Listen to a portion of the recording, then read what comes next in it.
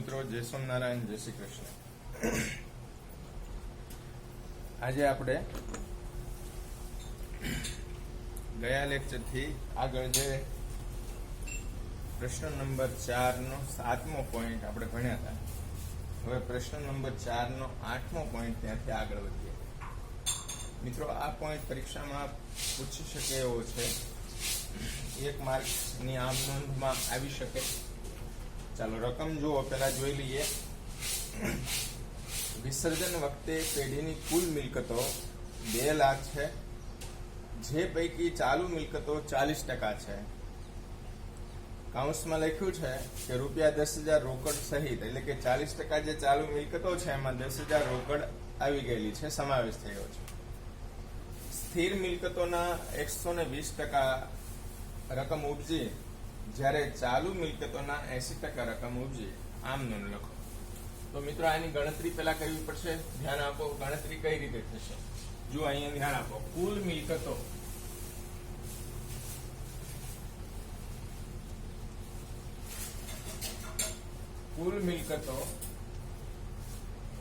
રૂપિયા 2 લાખ છે। ચલો, આના 2 ભાગ છે આપણે પાડીએ છીએ, જેમાં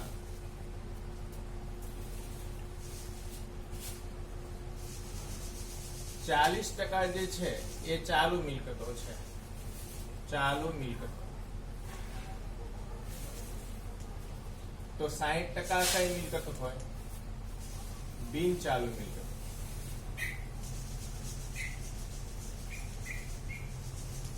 બિન ચાલુ મિલકતો લખ્યું છે ને, કુલ મિલકતો 2 લાખ છે, જેમાં 40% ચાલુ મિલકતો છે। તો 2 લાખના 40%, 4 દુ ને 8, 80,000 રૂપિયા ચાલુ મિલકતો થાય, રૂપિયા 80,000। તો 60% લખીએ, 6 દુ ને 12, 120, એટલે કે 1,20,000 રૂપિયા આ થાય બિન ચાલુ મિલકતો। હવે આ જે ચાલુ મિલકતો છે એમાં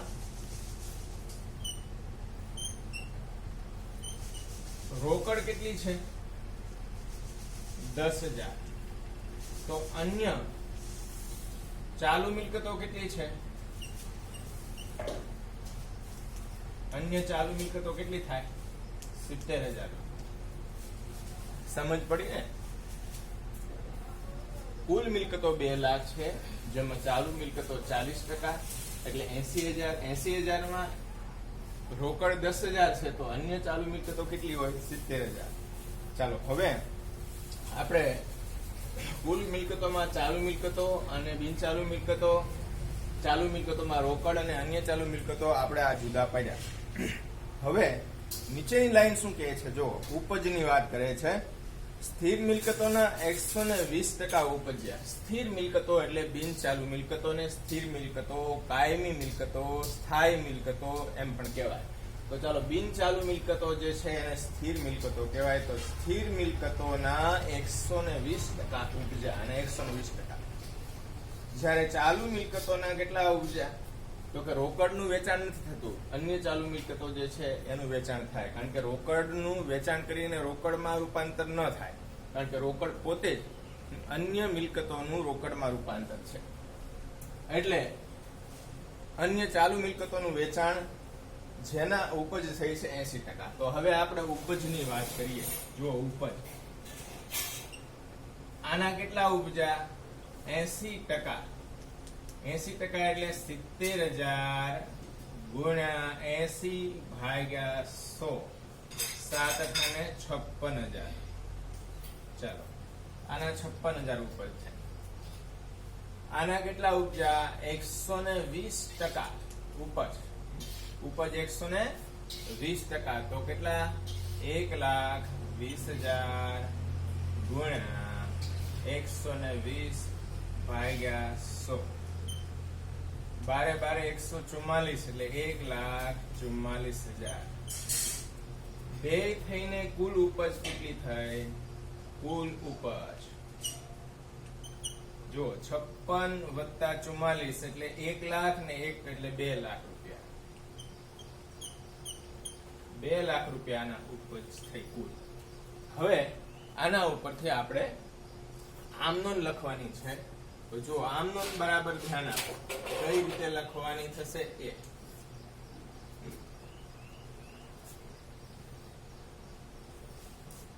તારીખ, વિગત, અહીંયા ખાપા આવે છે, ખાપા, ઉધાર રકમ રૂપિયા અને જમા રકમ રૂપિયા. ચાલો પહેલી આમ નોંધ શું થશે? પહેલી આમ નોંધ મિલકતો જે છે ચોપડે દર્શાવેલી છે એને મામીની ખાતે લઈ જવી પડે. તો મિલકતોમાં રોકડની ચાલુ મિલકતોની વાત થાય તો ચાલુ મિલકતોમાં રોકડ અને અન્ય ચાલુ મિલકતો, રોકડનું ખાતું બનાવીને રોકડ ખાતામાં જશે, પણ અન્ય ચાલુ મિલકતોનું ખાતું બંધ કરીને મામીની ખાતે લઈ જવાશે, એની આમ નોંધ. અને સ્થિર મિલકતો છે એનું ખાતું પણ બંધ કરીને મામીની ખાતે લઈ જવાશે. એટલે પહેલી નોંધ આ રીતે થશે, ધ્યાન આપો. માલ, મિલકત, નિકાલ, ખાતે ઉધાર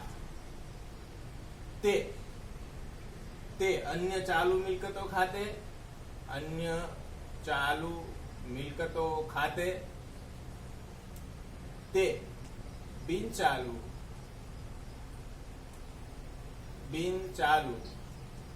મિલકતો ખાતે. ચાલો મામીની ખાતે ઉધાર કેટલા થાય એ પછી કરીએ, પણ અહીંયા તે અન્ય ચાલુ મિલકતો ખાતે, અન્ય ચાલુ મિલકતો 70,000 ની, તો 70,000. સ્થિર મિલકતો 1,20,000 ની, તો 1,20,000. ચલો આ બંને ના છે ને 7 ને 2 9, 1,90,000 રૂપિયા કુલ મામીની ખાતે ઉધાર થયા. તો મામીની ખાતે ઉધાર 1,90,000, તે અન્ય ચાલુ મિલકતો ખાતે, અન્ય ચાલુ મિલકતો ખાતે 70,000, તે બિન ચાલુ મિલકતો ખાતે 1,20,000. અહીંયા બિન ચાલુ મિલકતની જગ્યાએ સ્થિર મિલકતો લખશો તો પણ ચાલશે. ચાલો બાજેમાં શું થાય? બાજે મિલકતો, માલ, મિલકત, નિકાલ ખાતે લઈ ગયા તેના. આ રીતે. ચાલો પહેલી નોંધ પૂરી થઈ. મિલકતો ક્યાં લઈ ગયા? મામીની ખાતે. હવે બીજી નોંધ થાય મિલકતોની ઉપજ. તો ચાલો મિલકતોની ઉપજ, કુલ ઉપજ કેટલી થઈ? 2 લાખ. કઈ રીતે? તો કે જે ચાલુ મિલકતો છે એના 80% ઉપજ્યા એટલે 56,000 ઉપજ થઈ. બિન ચાલુ મિલકતો એટલે સ્થિર મિલકતોના 120% ઉપજ્યા એટલે 120% લેખે 1,44,000 ઉપજ્યા. બેયની ઉપજ થઈને કુલ ઉપજ 2 લાખ થઈ. હવે આ 2 લાખની નોંધ થાય ઉપજની. રોકડ કે બેંક ખાતે ઉધાર, તે માલ, મિલકત, નિકાલ ખાતે 2 લાખ રૂપિયા.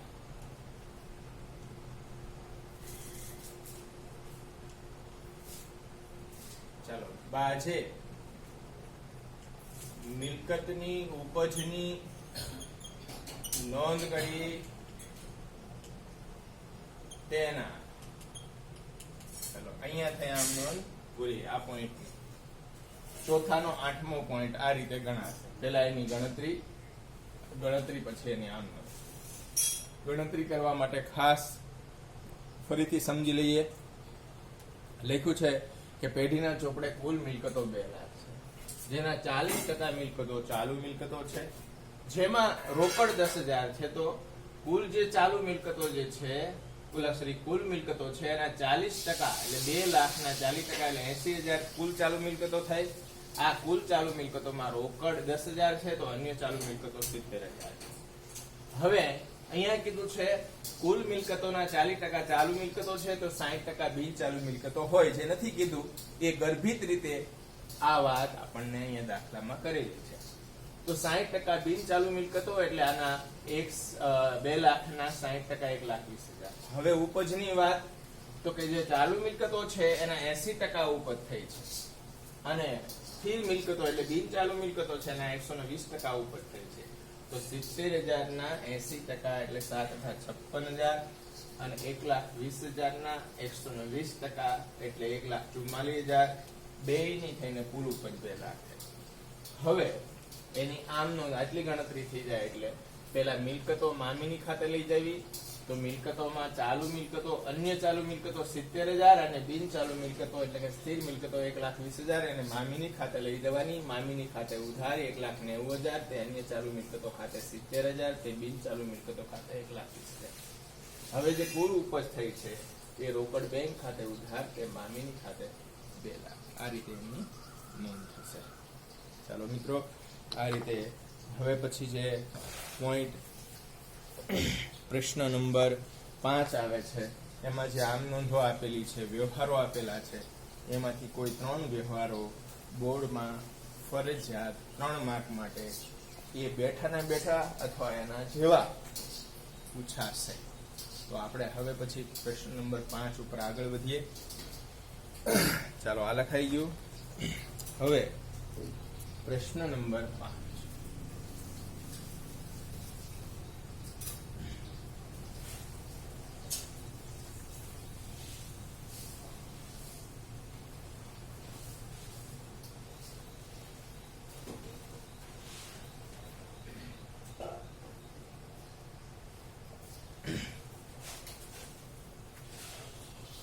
પ્રશ્ન 5. પેઢીના વિસર્જન અંગે ની આમ નોંધ.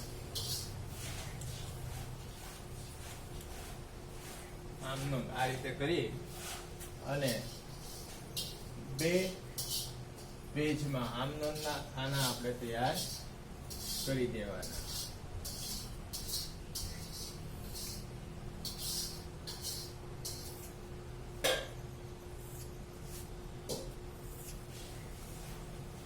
અહીંયા તારીખ, વિગત, ખાપા, ઉધાર રકમ રૂપિયા અને જમા રકમ રૂપિયા.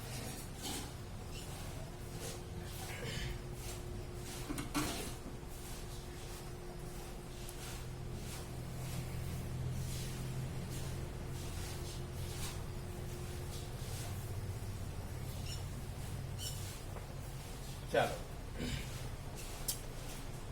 વિસર્જન અંગેની હિસાબી નોંધ પ્રશ્ન નંબર 5, પાના નંબર 311.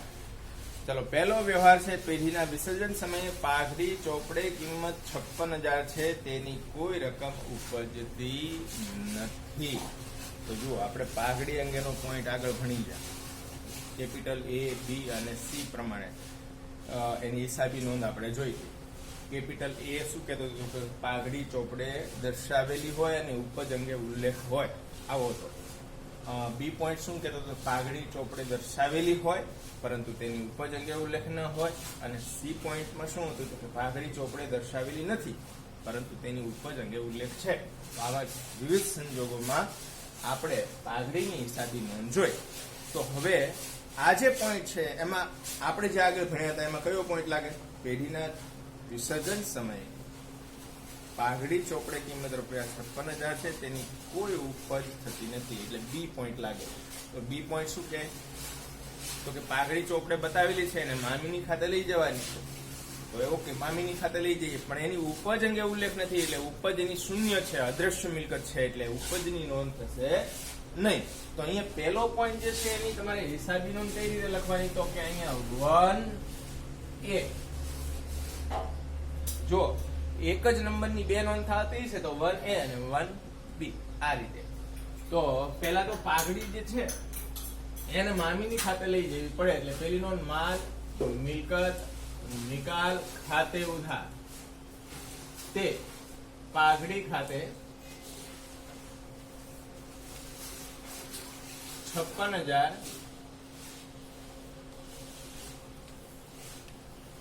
ચાલો, હવે બાજુમાં લખવાની કે પાઘડી મામીની ખાતે લઈ ગયા તેના. હવે બી એટલે એની ઉપજ અંગે ઉલ્લેખ નથી, તો એ અદ્રશ્ય મિલકત છે, એટલે ઉપજ શૂન્ય છે. ઉપજની નોંધ થશે નહીં, પણ આપણે અહીંયા લખવું પડે કે ઉપજ અંગે નોંધ થશે નહીં. બસ આવું લખીને રકમમાં ડેશ. બરાબર. અહીંયા પહેલો પોઈન્ટ પૂરો થયો, નંબર 1. એટલે પાઘડી અંગેના પોઈન્ટ એકાદો તો હશે જ, એટલે બરાબર ધ્યાન આપવાનું. આપણે આગળ શીખી ગયા છે એનું પુનરાવર્તન હજી એકવાર કરી દેવાનું. નંબર 2, વિસર્જન સમયે પાકા સરવૈયામાં જમીન મકાન 8 લાખ અને રોકાણો 2 લાખ દર્શાવેલા છે. જુઓ, જમીન મકાન 8 લાખ અને રોકાણો 2 લાખ દર્શાવેલા છે. તેના અનુક્રમે 9 લાખ અને 1,50,000 ઉપજ્યા. તો બંને સ્થિર મિલકતો, એક જમીન મકાન અને લાંબા ગાળાના રોકાણો આ રીતે આપેલા છે. બંનેની કિંમત ચોપડે આપેલી છે અને બંનેની ઉપજ પણ આપેલી છે. તો આવા સંજોગમાં નોંધ શું થશે તો ધ્યાન આપો. 2A, સૌથી પહેલા જે મિલકત અને રોકાણો છે એને મામીની ખાતે લઈ જવા પડે. એટલે અહીંયા માલ, મિલકત, નિકાલ ખાતે ઉધાર, તે જમીન મકાન ખાતે, તે રોકાણો ખાતે.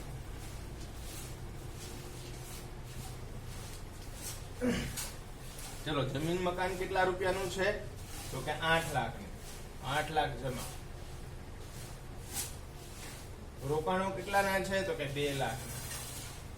2 લાખ જમા. 8 ને 2 10 લાખ રૂપિયા મામીની ખાતે ઉધાર થશે. તો નોંધ શું થાય? મામીની ખાતે ઉધાર, તે જમીન મકાન ખાતે, તે રોકાણો ખાતે. બાજેમાં શું લખવાનું? જો બાજે લખવાની છે. બાજેમાં શું લખવાનું? જમીન મકાન અને રોકાણો, અથવા તો શોર્ટમાં એમ કહીએ તો મિલકતો મામીની ખાતે લઈ ગયા તેના. આ રીતે તમારે બાજે લખવાની છે ફરજિયાત, યાદ રાખજો. શું લખશો? મિલકતો મામીની ખાતે લઈ ગયા તેના. હવે 2 નો B પોઈન્ટ એટલે બીજી નોંધ. ચાલો, એમાં એની ઉપજ અંગે ઉલ્લેખ છે. જો ન હોય તો ચોપડે કિંમતે ઉપજ ગણત 10 લાખ રૂપિયા. પણ અહીંયા ઉપજની વાત કરી છે કે જમીન મકાનના 9 લાખ અને રોકાણોના 1,50,000 બેનો સરવાળો કરીએ તો 10,50,000 રૂપિયા કુલ ઉપજ થઈ. તો એની નોંધ થાય. રોકડ કે બેંક ખાતે ઉધાર, તે માલ, મિલકત, નિકાલ ખાતે. કેટલા રૂપિયા આવશે તો કે 10,50,000. 10,50,000. બાજે ઉપજ અંગે નોંધ કરી તેના, અથવા ઉપજની નોંધ કરી તેના, અથવા મિલકતની ઉપજની નોંધ કરી તેના વગેરે. ચાલો, 2 પોઈન્ટ પૂરો થયો. વ્યવહાર નંબર 2 ની વાત પૂરી થઈ. હવે વ્યવહાર નંબર 3. પેઢીની કુલ મિલકતો 2 લાખ છે, જે પૈકી 40% મિલકતો ચાલુ મિલકતો છે, જેમાં રોકડ 10,000 સહિત ચોપડે મૂલ્ય ઉપર થઈ. જો આપણે આગળ પ્રશ્ન નંબર 8 ની ગણતરી કરી છે. પ્રશ્ન નંબર 4 ના 8 પોઈન્ટ હમણાં જ આપણે જ્યારે આ લેક્ચર શરૂ કર્યો ત્યારે શરૂઆતમાં જે જોયું હતું એના જેવો કોપી ટુ કોપી, પણ અહીંયા ઉપજમાં શું વાત કરે છે તો કે એની ચોપડે મૂલ્ય ઉપર થઈ. તો હવે ધ્યાન આપો, અહીંયા ગણતરી મૌખિક સમજાવો. આપણે ત્યાં કરી દઈએ, ધ્યાન આપો. કુલ મિલકતો 2 લાખ, એના 40% ચાલુ મિલકતો એટલે 80,000 ચાલુ મિલકતો થઈ.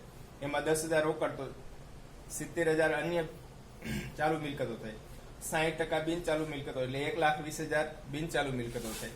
તો ચાલો, 70,000 અન્ય ચાલુ મિલકતો અને 1,20,000 બિન ચાલુ મિલકતો, બેયનો સરવાળો કેટલો થયો ચોપડે કિંમત તો કે 1,90,000. તો એની ઉપજ પણ 1,90,000 થઈ. તો આ સંજોગમાં એની નોંધ શું થશે એ ધ્યાન આપો.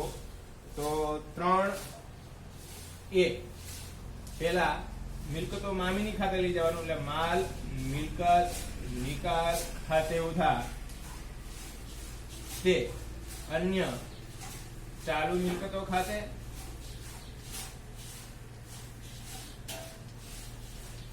તે બિન ચાલુ અથવા તો સ્થિર મિલકતો ખાતે. ચલો, મામીની ખાતે ઉધાર રકમ પછી કરીએ, પેલા જમા પાડી દઈએ. 70,000 અને આના 1,20,000 ટોટલ કેટલા થયા? 1,90,000. તો ચોપડે કિંમત 1,90,000 બંનેની થાય ને એટલી જ એની ઉપજ થાય એટલે 1,90,000 ઉપજ થઈ છે. તો હવે બી પોઈન્ટની નોંધ આપણે હવે તમારે જાતે આવડી જશે. ચોપડે કિંમત એટલે 1,90,000, આના 70,000 અને આના 1,20,000. આ ચોપડે કિંમત જે છે બેનો સરવાળો 1,90,000 એટલી ઉપજ થઈ છે. તો બીજી નોંધ એટલે કે 3B ની નોંધ શું થશે? રોકડ કે બેંક ખાતે ઉધાર તે માલ મિલકત નિકાલ ખાતે 1,90,000 બાજે ઉપજની નોંધ કરી તેના. ઉપજની નોંધ કરી તેના. ચાલો હવે આગળ વધીએ. ચોથો પોઈન્ટ આપણે આવ્યા છીએ. ચાલો પોઈન્ટ નંબર 4. ચોપડે પાઘડી દર્શાવેલી નથી છતાં વિસર્જન સમયે તેના વેચાણના 50,000 ઉપજ્યા. આપણે પાઘડીના પોઈન્ટ જોયા હતા, એમાં કયો પોઈન્ટ લાગુ પડે? તો કે સી પોઈન્ટ. પાઘડી ચોપડે દર્શાવેલી ન હોય અને તેની ઉપજ અંગે ઉલ્લેખ હોય તો ફક્ત ઉપજની જ નોંધ કરવી. એટલે 4 નંબરના પોઈન્ટની નોંધ આ રીતે થાય. ચાલો 4 નંબરના પોઈન્ટની નોંધ શું થશે? રોકડ કે બેંક ખાતે ઉધાર તે માલ મિલકત નિકાલ ખાતે. તે માલ મિલકત નિકાલ ખાતે. અહીંયા રકમ કેટલી આવશે? તો કે કેટલી ઉપજ થઈ છે પાઘડીની? 50,000. તો અહીંયા 50,000 રૂપિયા લખાશે. બાબતે પાઘડીની ઉપજ થઈ તેના. તો મિત્રો અહીંયા એક જ પોઈન્ટ, એક જ નોંધ, સોરી ચોથા નંબરના પોઈન્ટની એક જ નોંધ થશે. બરાબર ધ્યાન આપવું.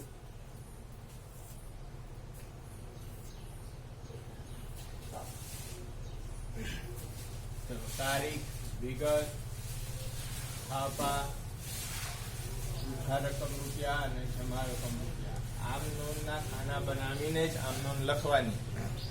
ઘણા મિત્રો એમને આમ નોંધ લખી નાખે છે, પછી અડધો માર્ક અથવા 1 માર્ક કાપી લેવામાં આવતો હોય છે.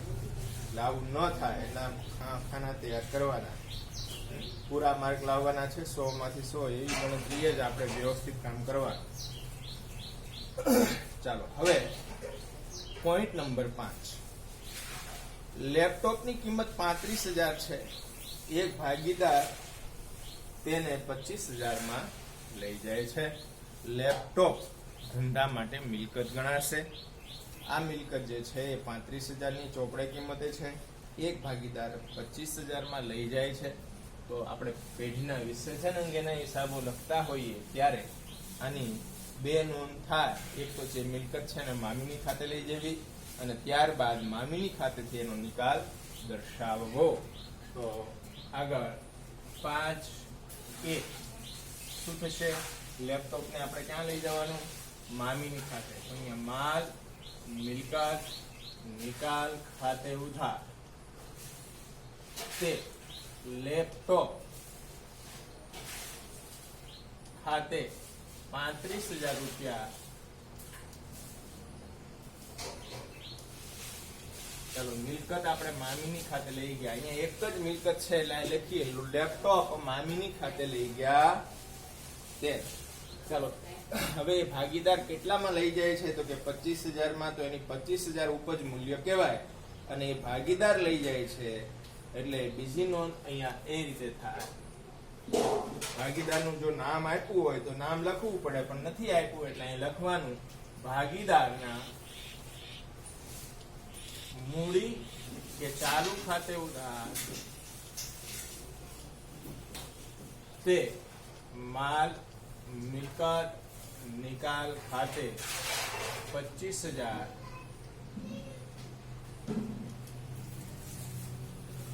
બાજે ભાગીદાર લેપટોપ લઈ ગયા તેના અથવા ભાગીદાર મિલકત લઈ ગયા તેના. આ રીતે નોંધ થશે.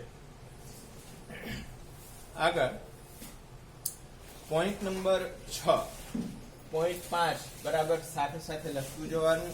એકવાર લખાઈ જશે પછી તમને આવા જ વ્યવહારો બીજા હું ઘણા આપીશ, 10-15 વ્યવહારો બીજા તમને લખાવીશ, જે પીડીએફ દ્વારા મોકલાવીશ. એની આમ નોંધ તમારે જાતે કરવાની રહેશે, પરંતુ એ આ જે ચેપ્ટર પૂરું થશે ત્યારે તમને એની પીડીએફ આપીશ. ડિસિઝન અંગેની હિસાબી નોંધો તમારે લખવાની છે વ્યવહાર માટે. આગળ વધીએ. 5મો પોઈન્ટ પૂરો થયો. 6ઠ્ઠો નંબર, એક ભાગીદાર તેના શ્રીમતીજીની પેઢીને આપેલ લોન 40,000 ચૂકવવાનું સ્વીકારે છે. તો આની આપણે પણ બે નોંધ કરીશું. કઈ રીતે થશે એ જુઓ. સૌથી પહેલા શ્રીમતીજીની જે લોન છે એ પેઢી ઉપર દેવું છે, તો દેવું વિગત હોય તો એને આપણે પેલા મામીની ખાતે લઈ જવી. તો નોંધ શું થશે? શ્રીમતીજીની લોન ખાતે ઉધાર તે માલ મિલકત નિકાલ ખાતે. જો કોઈ દેવું હોય તો મામીની ખાતે જમા બાજુ આવશે, અને કોઈ મિલકત હોય તો મામીની ખાતે ઉધાર આવે. સમજો કે અહીંયા મિલકત હતી એટલે મામીની ખાતું ઉધાર થયું અને લેપટોપ ખાતું જમા થયું. જ્યારે અહીંયા દેવું છે તો દેવાનું ખાતું ઉધાર થયું અને મામીની ખાતું જમા થયું. તો શ્રીમતીજીની લોન ખાતે ઉધાર તે મામીની ખાતે લોન કેટલા રૂપિયાની આપેલી છે? તો કે 40,000ની. અહીંયા 40,000 રૂપિયા લખી. બાજે લોન મામીની ખાતે લઈ ગયા તેના, લોન મામીની ખાતે લઈ ગયા તેના. હવે બી પોઈન્ટ, આ લોન કોણ ચૂકવવાનું સ્વીકારે છે? તો કે ભાગીદાર ચૂકવવાનું સ્વીકારે છે. તો એવા સંજોગમાં આની નોંધ શું થશે એ જુઓ.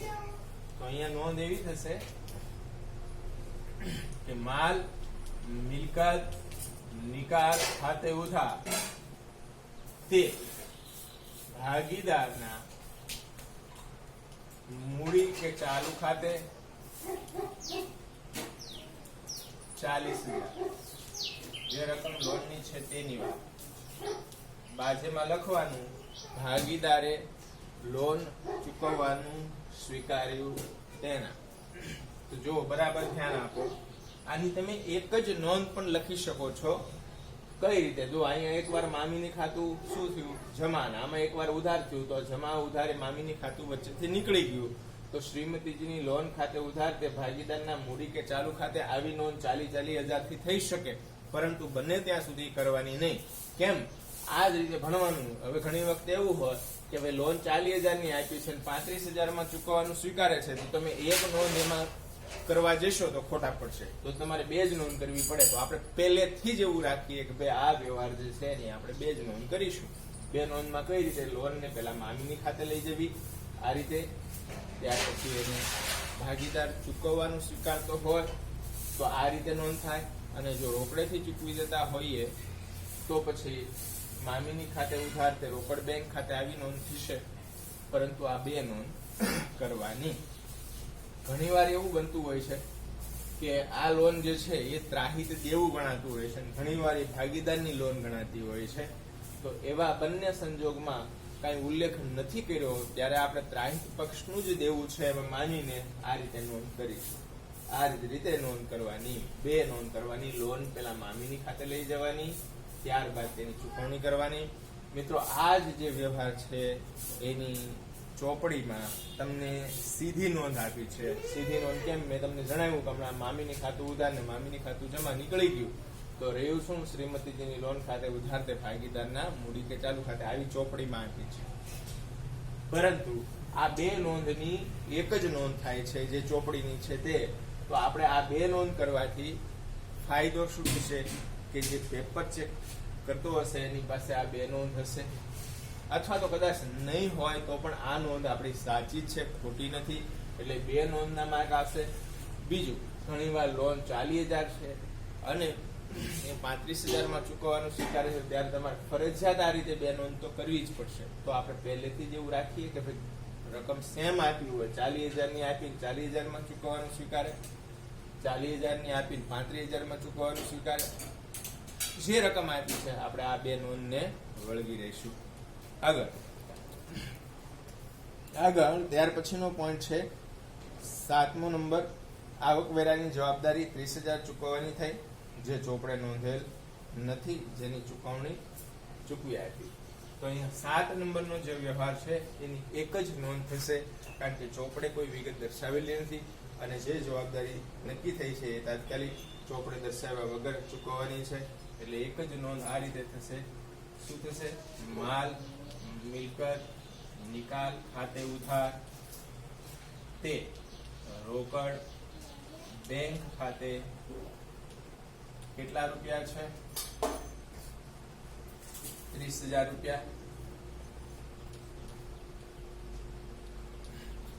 આવકવેરો ચૂકવવાનો થયો તેના.